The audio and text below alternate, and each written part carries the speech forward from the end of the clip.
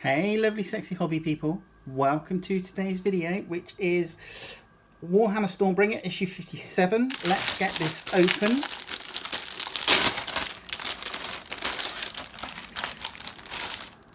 Let's pop the plastic aside. How many bases have they given us today?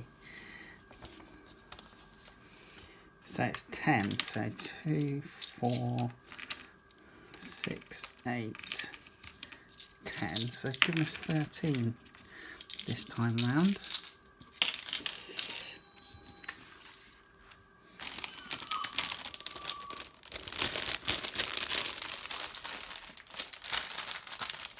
Right, let's pop that aside. Now, here we go.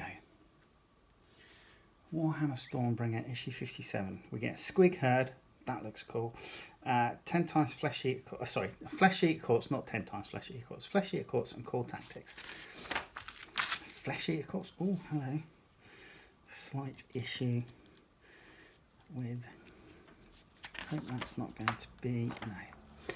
Right, flesh eater quartz. Here we go. Across the war-ravaged lands under torrid skies, the flesh eater quartz shamble to war.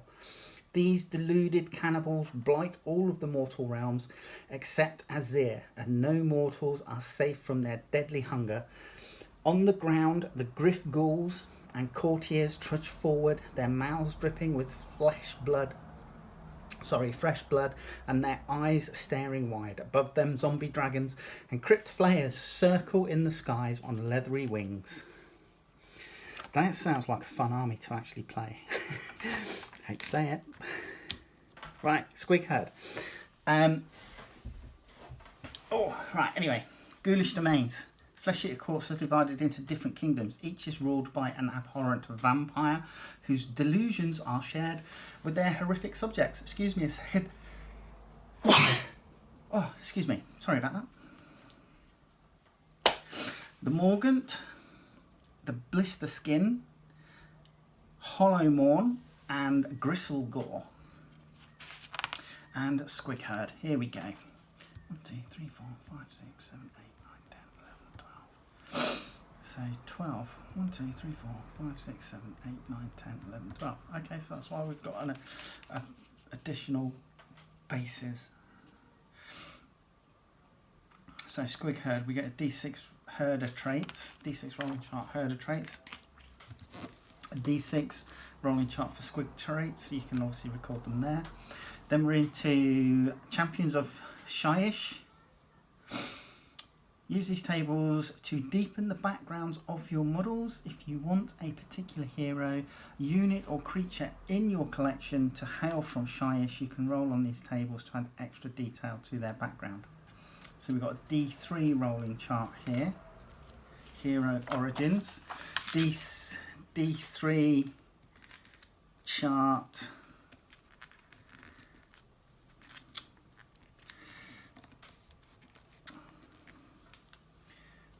Unit origins and creature origins, and then we're into our how to build for the Squig herd. So it looks like you are building up the head with the face and then the mouth behind it with the tongue, and then so we got all of these to do, and then we're on to building the legs, which the heads will marry up to. And it does look like this is an exceptionally modular kit. So it looks like you can build your legs up, glue them to the base, and then whatever head you pick up and pair of legs, you can just glue them together. It doesn't look like you need to specifically glue anything to a specific base. Okay, we've got alternative builds here for the two Watsits. I quite like this bagpipe player. I don't know what he's playing. It looks like somebody's stomach lining, to be quite honest. So I like this bagpipe player. That's pretty cool. And then this guy, I think I might have him with the, rather than a prod in, he's got a little pole with some food on the end, which he probably dangles in front of the squigs. Then we're into our how to paint.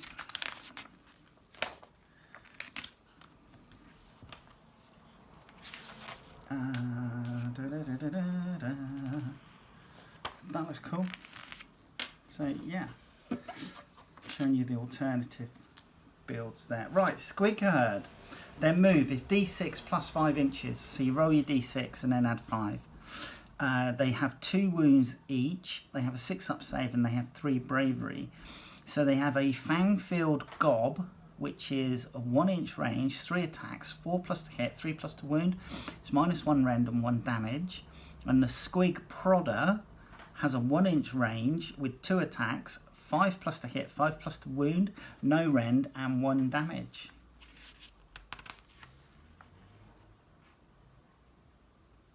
One in every 6 models in this unit must be a Squig herder, okay?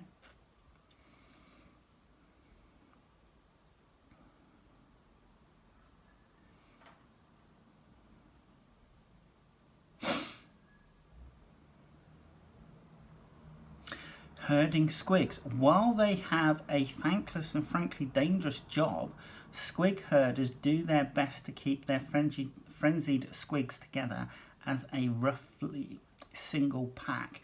This unit cannot receive commands. However, at the start of your hero phase, you can roll 1 dice for each Squig herder in this unit. For each 2+, you can return D3 slain cave squigs to his unit. For each one Squig herder in this unit is slain. Okay, so that's an interesting mechanic. You have a 1 in 6 chance of rolling that 1 and your Squig herder dying. Squig's gone wild. When a cave squig decides to flee, it snaps at anything that is foolish enough to get in its way. Each time a cave squig in this unit flees, before that model is removed from play, roll a dice. On a 2+, you can pick 1 enemy unit within 9 inches of that model. That unit suffers 1 mortal wound. Okay, that's cool. And then you've got your tutorials. And then we're on to our battle plan. Forged in War, Uruk Hunt. Alliance of Order. The Forces of Destruction has made off with a haul of magical artifacts. The Forces of Order are determined to have them returned, and a patrol is sent out to recover the artifacts and teach the Uruks a hard lesson. If they win, the Forces of Order will eliminate part of the destruction force and recover the dangerous magical artifacts. If they lose, the Forces of Destruction will make off with the items and no doubt find some fiendish way to use them against the Order army in future. For each option, take 1 unit from the corresponding list of options, 2 times heroes and 4 times troops. Alliance of Destruction. The Forces of Destruction have successfully captured some of magical artifacts from the Order camp. They may be damaged, but no doubt the shamans will still find a way to weaponize them. But the Forces of Order want their stuff back and have surrounded the Destruction army. If they win, the Forces of Destruction will make off with their new treasures and their lives. If they lose, the Forces of Order will recover the weapons and are unlikely to let the Uruks off lightly or at all. And again, 2 hero types and 4 troops types. You're using all 3 the battle mats. You're deploying on the short table edges, and you've got 3 objective markers strung along the centre of the battle map. And then you have Ian and Eve and their playthrough. Woo. Core tactics. Let's have a look at this one, shall we? So, in the Mortal Realms, mighty armies clash on the fields of battle. The generals of warring forces strategize and scheme to bring victory and glory to their forces. Every detail from which troops to bring to how they should move and when they should fight is part of the general's cunning plans. So movement, army selection and fight order. So movement, objectives, weapon and charge range, protection. Then fighting order, combat abilities, fragile units and important combats. And then army selection. So line holders, line breakers, snipers, disruptors, force multipliers and all-rounders. What will you take in your army? Come down, let's have a look at the plastic. So here you go. Now this is a sculpt of 2019. And as I said, you've got all the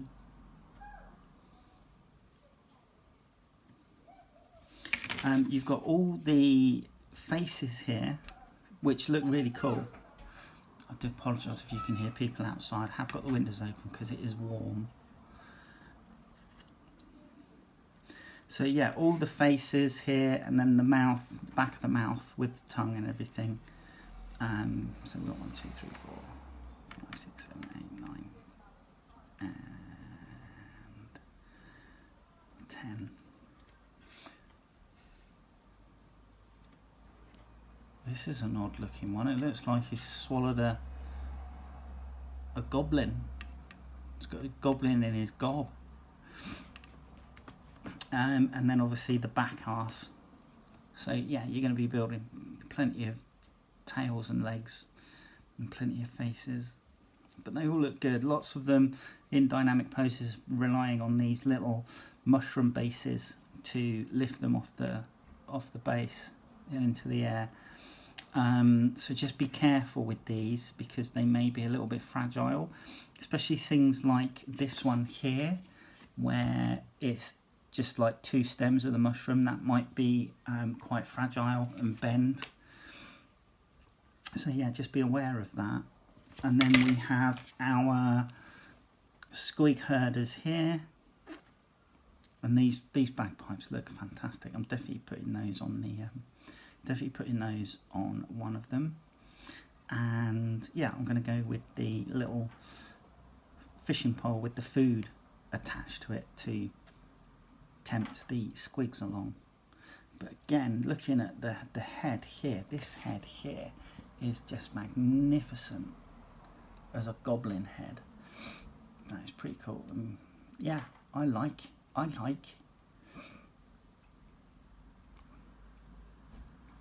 Really, really groovy. So yeah, come back and we'll get a couple built. Hey again. Okay, so let's build ourselves some squig herders and some, well, a squig. So let's build the squig first. And most of the squigs will just have a mouthpiece, and then like the back of the mouth, the tongue and that. So that just goes together into each other like so.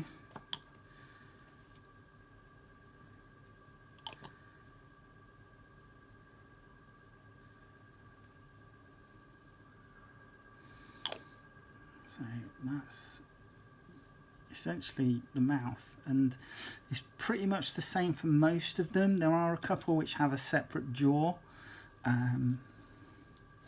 but that's, you know, maybe a couple of teeth, but that's about it. This guy's got a little horn. I'm just trying to determine which way around this goes.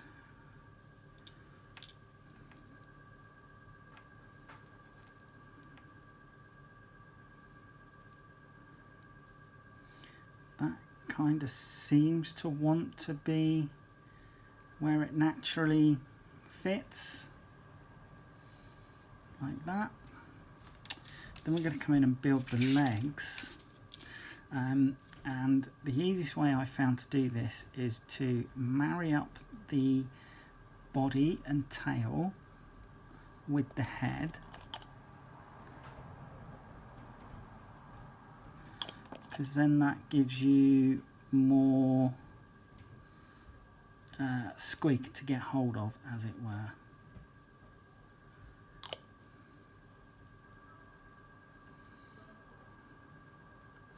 And then literally you're just going to come in with the legs, marry them up.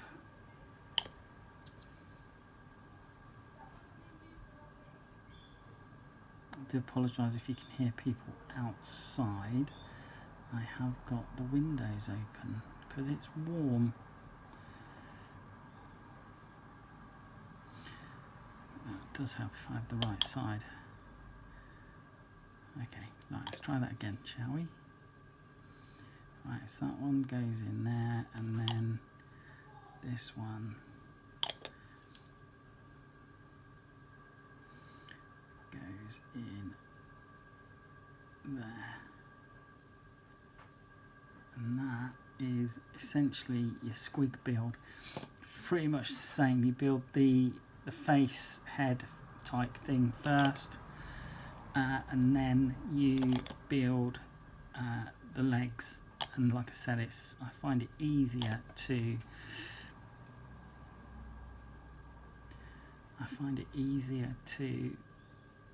glue the body to the head, and then glue the legs to the body. Right, and here's our instrument player. Now, there is a specific way that this is going to go round for this guy. So let me find the right destruction sheet. Now, 59 and 58, which are the legs attached to the torso. That's, do you know what, that's not a fantastic fit. Oh, that's better. That's it. So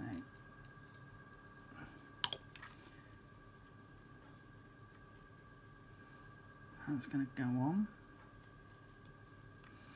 And then it's probably going to be easier to glue this to the base.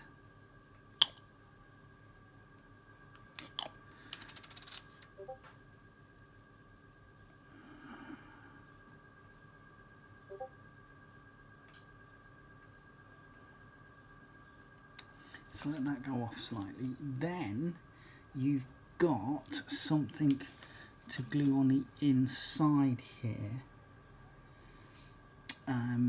And this is going to be the bit, I think, where you're going to have to do a bit of jiggery pokery to try and figure out the way that this goes. So yeah, that just basically forms a shoulder and a sleeve. So make sure you orientate it around the right way, and that should go in as easily as it's just done for me, actually, which I'm quite surprised at.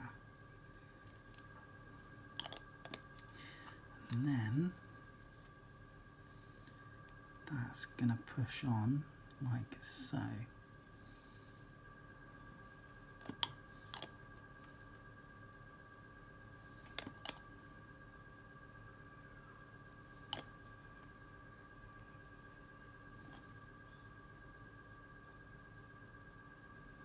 There you go. There's your bagpipe dude. And then, similar sort of vein with this chap, I've gone for the guy tempting a squig with a mushroom. So we're starting off with the body, and then the sort of like shoulders and sleeves, which are these bits here, and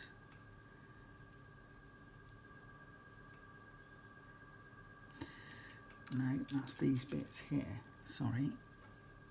So that goes on like so. Do you know, this doesn't click into place. It's not like a nice firm fit.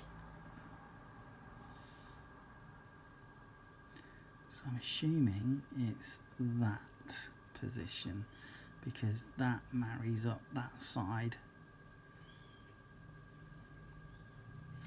And we have this piece which is going in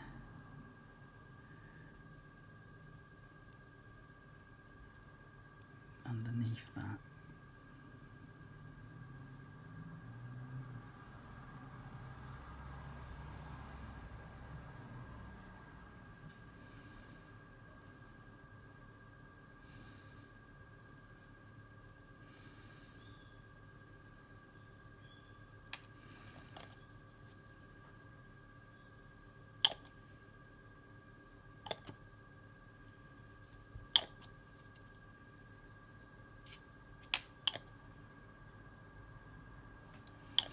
Like so, and again I'm going to glue this to the base.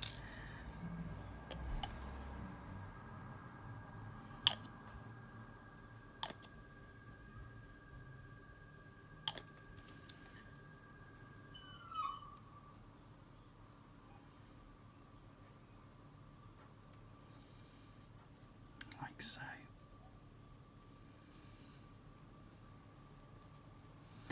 Then we've got the head.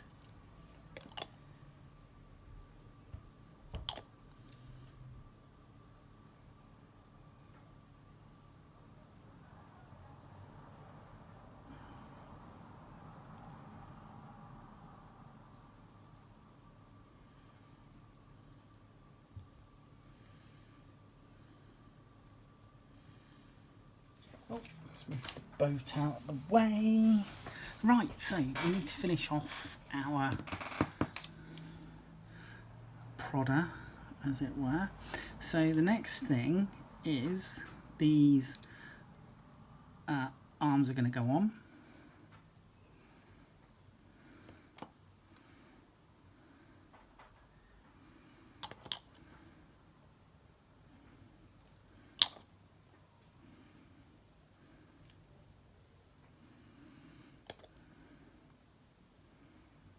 And they're going to go like so. Then the mushroom cap, and this is going to be easiest if you put the glue in the cap and then marry the mushroom up like so. And then this guy has some fungus growing out of his back, so that's going to go on just like that. So I'm going to pop some glue on there, which is going to help it stay in place, and then I'm just going to make sure that I get that. So there's this guy with his little fungus on a stick. Here's our bagpiper, which I just think is fantastic. I love that. And then there's the squig that we made. I'm assuming because this guy's got a horn, he's going to be like the lead squig. That's what I'm going to say anyway. And then we have 9 other squigs. All in various different poses. I don't think there's a single one which has the same pose. And you can obviously, because you make up the faces and then you make up the torso with the legs, essentially you've got quite a bit of variation that you can do, you know. So building these, the only thing which you're going to have much of the sameness is going to be these two chaps, because there's only 2 builds for each of these. So there you go. Anyway, hopefully I will see you in the next video. Alright, take care. Bye bye.